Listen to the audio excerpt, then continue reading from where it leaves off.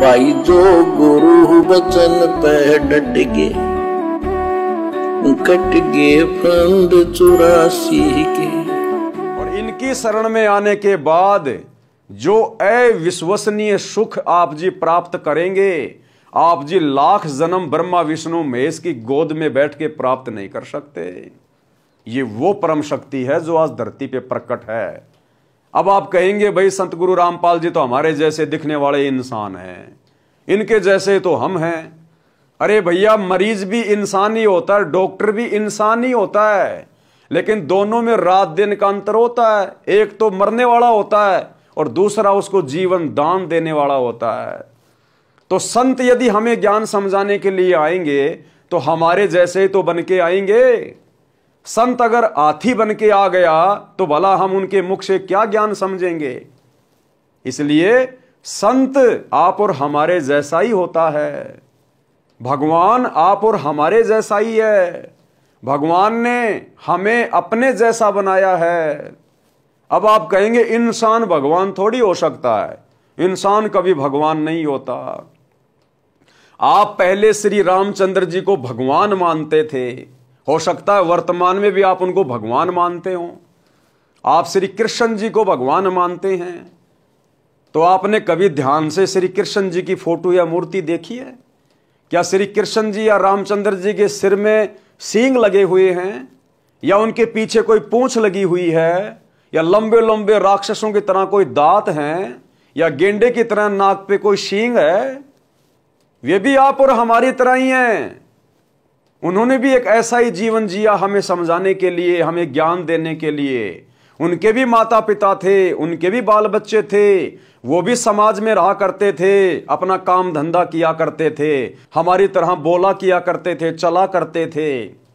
जब वे भगवान हो सकते हैं, यदि आप उनको भगवान मान सकते हैं, तो सतगुरु रामपाल जी को भगवान मानने में भला क्या दिक्कत है।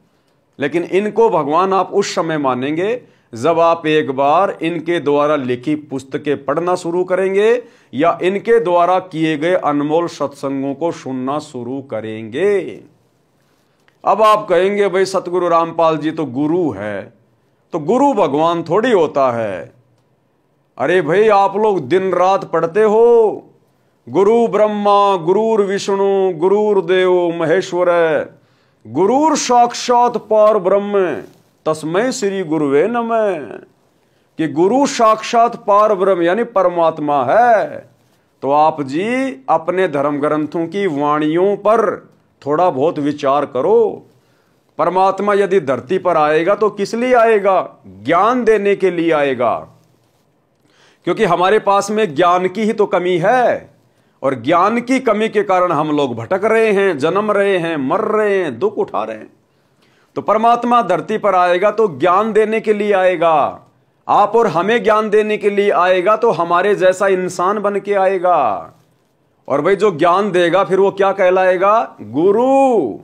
और फिर आप ही लोग कह रहे हैं कि गुरुर ब्रह्मा गुरुर विष्णु गुरुर्देव महेश्वर गुरुर साक्षात पार ब्रह्म तस्मै श्री गुरुवे नमः। ये वाणी कोई सतगुरु रामपाल जी ने नहीं बनाई, आप ही के शंकराचार्यों ने बनाई है। तो आपने आखिरकार विश्वास करना पड़ेगा कि परमात्मा जब धरती पर आता है तो मानव शरीर धारण करके आता है, और वो गुरु बनकर, संत बनकर फिर आगे शिष्य बनाकर ज्ञान देता है। पाठक जनों से निवेदन है कि इस पवित्र पुस्तक के पढ़ने से आपकी 101 पीढ़ी लोक तथा परलोक में सुखी रहेगी। भाई जब सत भक्ति करेंगे, परमात्मा हमारे घर में आके बैठ जाएगा, ये देवी देवता हमारे घर की सिक्योरिटी में लग जाएंगे, जिनकी आज हम बहुत बड़ा मान के भक्ति कर रहे थे। हमारी आदतें सुधरेंगी, हमारे हृदय में सतगुरु का आशीर्वाद और भक्ति प्रवेश करेगी, तो फिर हमारा घर सुखमय नहीं होगा तो क्या होगा? हमारा लोक परलोक सुखमय नहीं होगा तो क्या होगा? जो बच्चा अच्छी पढ़ाई पढ़ेगा, कोचिंग करेगा, ट्यूशन करेगा, फिर वो नौकरी लगेगा, तो नौकरी लग के उसका जीवन सुखमय तो होगा। और जो बच्चा स्कूल में जाता है लेकिन होमवर्क नहीं करता, डिसिप्लिन में नहीं रहता, यार दोस्तों के साथ में स्कूल से बंक मार जाता है, फिल्में देखता है, अपने समय को बर्बाद करता है, तो अंत में फिर वो बच्चा मजदूरी करता है और उसके बच्चे ना अच्छे कपड़े पहनते हैं, ना अच्छा खाना खाते हैं, ना अच्छी शिक्षा प्राप्त कर पाते हैं। तो इसी प्रकार सतगुरु यानी गुरु हमारे टीचर होते हैं, भक्ति मार्ग यानी सत्संग हमारा स्कूल है।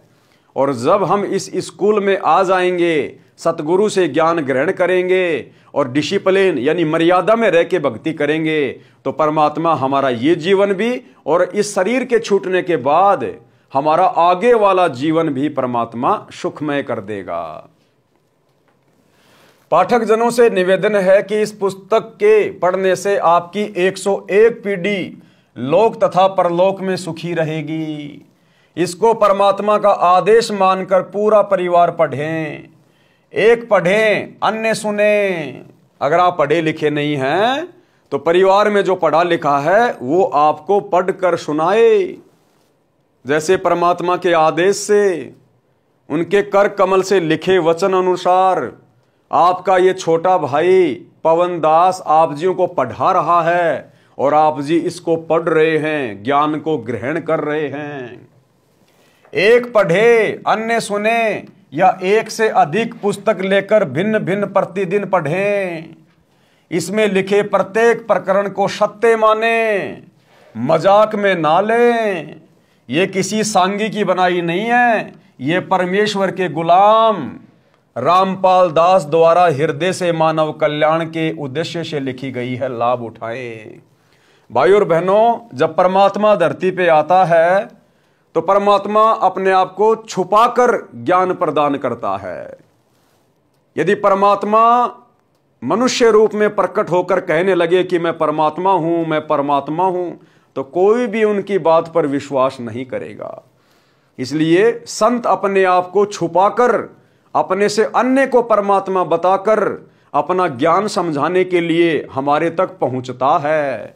और जब हम उनकी शरण में आ जाएंगे ज्ञान को सुनकर, और जब हमारे घर में वो सुख होंगे जो सुख केवल परमात्मा ही दिया करता है, परमात्मा की भक्ति से ही मिला करते हैं, फिर हमारी आत्मा उस नर रूप में आए हुए, संत रूप में आए हुए परमात्मा को पहचानने में बिल्कुल भी विलंब नहीं करेंगी। तो फिलहाल हो सकता है आपको सतगुरु रामपाल जी एक आम व्यक्ति की तरह लग रहे हों, दिखाई दे रहे हों, लेकिन जब आप इनके ज्ञान को सुनना शुरू करेंगे, जब आप इनकी शरण में आएंगे, उसके बाद ये आपको अपने जैसे मनुष्य नहीं लगेंगे। इनमें आपको भगवान नजर आएगा, परमात्मा नजर आएगा। सत साहेब लेखक कौन है? सतगुरु रामपाल जी भगवान। पुत्र शिष्य स्वामी रामदेवानंद जी, सतलोक आश्रम बरवाला। जो गुरु बचन पे डट गे, कट गे फंद 84 के, कट गे फंद 84 के, कट गे फंद 84 के।